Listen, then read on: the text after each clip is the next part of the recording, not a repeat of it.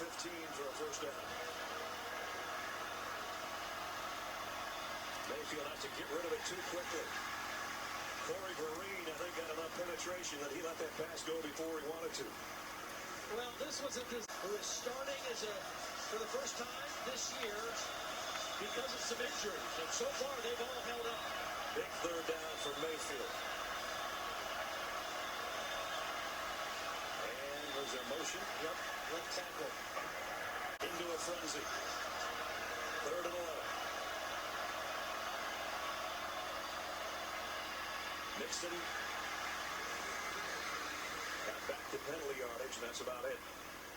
I might go for. After that run by Mayfield, it's 2nd down and 6. He'll roll with 3 in front of him and throws complete. And it's a first down. Catch by Sterling Shepard's big. After further review, the ball hit the ground. The pass was incomplete. 3rd down, 6 at the 34 yards. To their best field position, tied there at the 20. All 3 wideouts to the top. They'll keep it on the ground with Mixon. And they got about 3.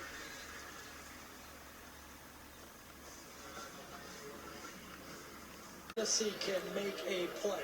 The Florida front four has done it a few times, had one trick play, and really has busted them. Can that front make a play here on 3rd and medium? It now becomes 3rd and 3. Here comes the blitz.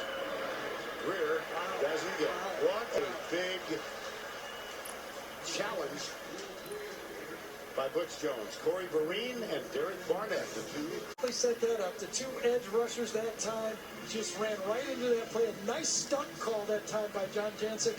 He was stunting the defensive ends. They ran right when they get the ball to come out, and it was a second-half meltdown on offense. Let's see if they can find some offense in the second half of this game against the Florida defense. Melvin Taylor, final play, first half. 9:28 to go, 3rd quarter. He trying to break a 10-year losing streak. Play action. Greer. He's got McGee, but McGee's well covered, and Greer is tackled for a loss. Corey Vereen was the first one there, and then Kirkland, number 34, the true freshman. Will Greer knows this. He knows it right now. Unfortunately, he didn't know this as the play was going on. It's a first down call. If it's not there, help the coach out. Get rid of it and make it 2nd and 10. You know, he's had 2 big mistakes in this game. One where he didn't hold the safety, and now right there where... From the footer, they're coming. And Kelvin Taylor wrapped up as he nears the line of scrimmage.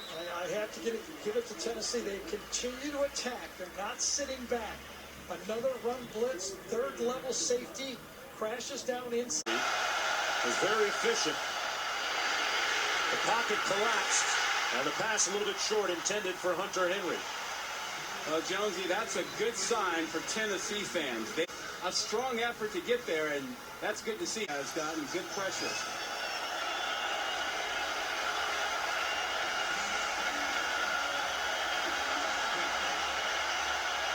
And they're bringing the noise on 3rd and long.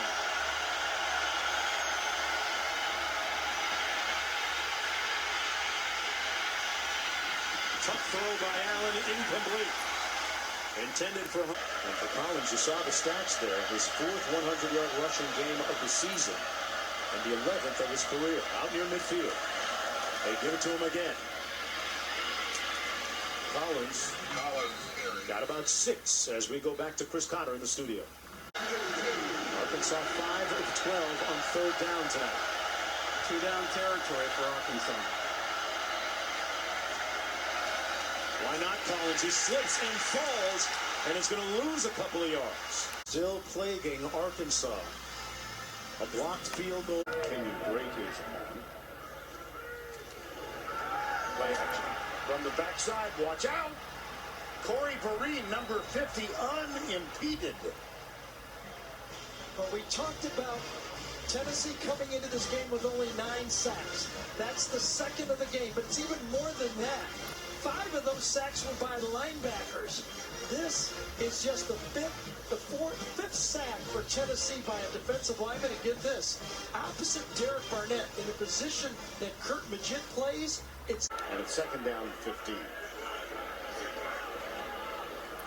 Mulaney comes inside, top of the screen. Coker chased. Watch out. Corey Vereen. Sure was. Corey Vereen was the guy that came inside and forced it wide. Coker wants to throw the ball. Good coverage downfield. Has to get out of the pocket. And Vereen chases him down. Maven's not going to let him get outside, but Vereen chases him down. And that is the second sack for Cody Vereen and 5 for Tennessee in the ballgame. Corey Vereen. And on that last reception, here's been a real presence. Well, Baylor, first time in a long time. He's a friend of all of ours at CBS.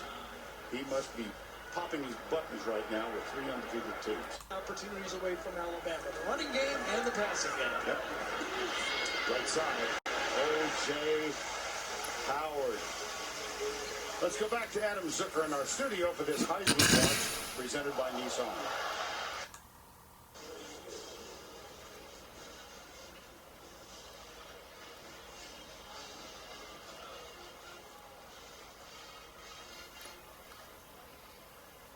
All right, last reception. Here's Coker. Corey Vereen. Been a real presence. Well, Baylor, first time in. It's not a one-possession game. A lot of thinking going on for Alabama. Henry. Stopped again. Yes.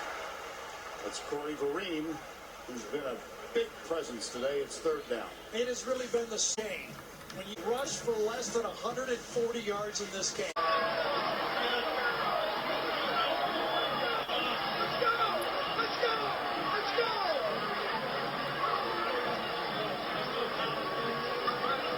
College football.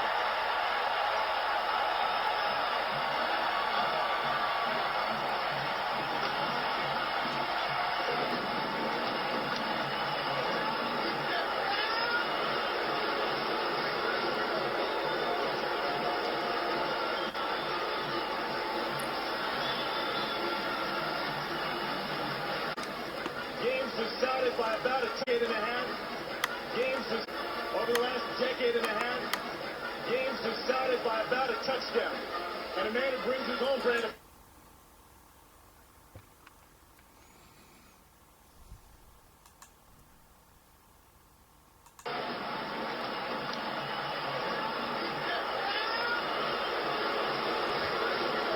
can lift up to the height over the last decade and a half. Games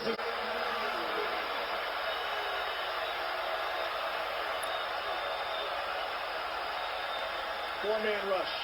Threw him up the middle. Took off late. Got swallowed up by Corey Vereen. Yeah, you're absolutely right. Just a little bit late. If he runs when it first opens up, watch the hole. It'll be a nice crease right here for him to run. Right now is when you pull it down and take off. He hesitates, waits just a little bit too long, and Vereen sheds the block and makes the play. Allen not had him tied up initially. For Elliott Fry. Ground crews out before the game with leaf blowers trying to blow some of the precipitation off the turf here at Shields Watkins Field. They're down Kang, batted away.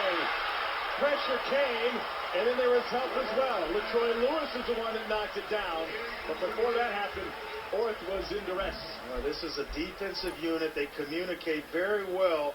Tried to set up Allen Knott and confuse him, and they free up Vereen, the defensive end, who comes inside, right inside, and he affects the throw of Perry Orth, trying to fade away and make a throw, and then LaTroy Lewis for Perry Orth.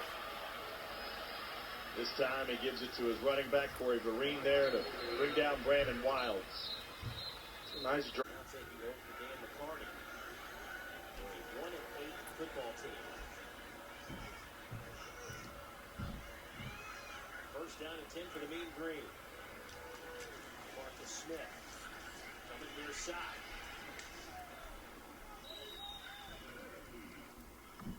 North Texas with stacked receivers to each side on 2nd down and 11. And nowhere to run for Jeffrey Wilson. Gorgeous weekend here in East Tennessee. Couple couple of tight ends in the ball game for the Mean Green. They'll stay on the ground. Hand it off to Jeffrey Wilson, the sophomore tailback.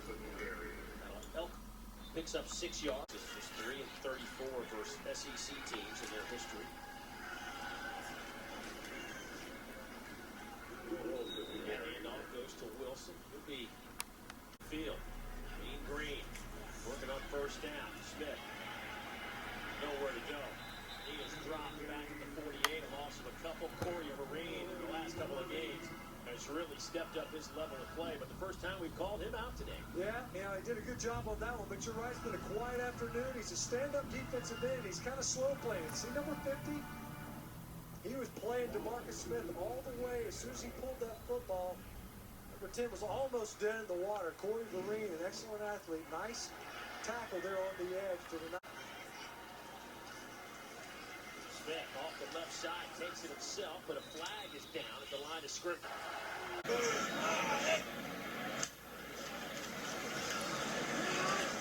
Rock brought down, sacked. Loss of 3 on the play. There were a couple of guys there. Vereen, one of the first ones to get there, and that's going to be the end of the first half of play. The snap, young man. A little different look. Got to be careful here. Hands it off. Tyler Hunt never got moving towards the line of scrimmage. 4th down coming up. Locked under duress. Takes off and brought down at the 13-yard. 6'3", 257. Excellent edge player to go along with Corey Vereen and LaTroy Lewis on the other side. They've got the interior part of this team just about built to where they like it. On 3rd down, they went straight ahead with the first man through Rivers. He did not get through. Guess who? Jalen Reeves Maven. Little pressure coming. Nowhere to go for Thorson. He's brought down behind the line of scrimmage by Corey Vereen. He's third in a deep passing team. They really don't get the ball down the field. 2nd and 7. They've only tried to throw it deep once, and this time Thorson consumed and swallowed it at the 45-yard line. Yeah. Corey Vereen, the first guy to get there. Well, again, he is now trapped in the pocket. We talked about not going so far up the field. You see the good rip and to kind of flatten out by Barnett there. There's not a lane for him. He can't step up and run as he was able to in the first half. This team struggled. 4-6. Thorson keeping it himself and picks up the first down. Jackson and Thorson. Boone Williams opens as the Wildcat running back. Going to bring the reverse on the first play with Garrett Johnson. And Tennessee not fooled on that play, Jesse. They jumped. They go 5 wide across here.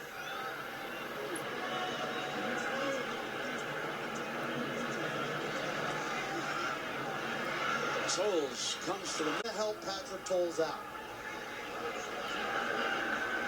Tolles tries to keep it himself, and he's hit for a loss.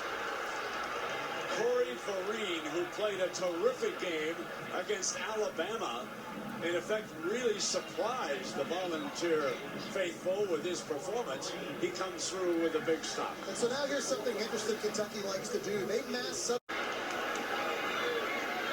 So Horton continues as the running back, and he's hit in the backfield for a loss. Terrific play by Vereen again. Performance the last 2 weeks for number 5'0". He's got tremendous quicks off the ball. Look at the top of the screen field. He just completely beats Jordan Swindle, the left tackle, inside. Also plays with a great motor. You pair him opposite of Derek Barnett. That's a pretty lethal 1-2 combination at defensive end for Tennessee these last 2 games.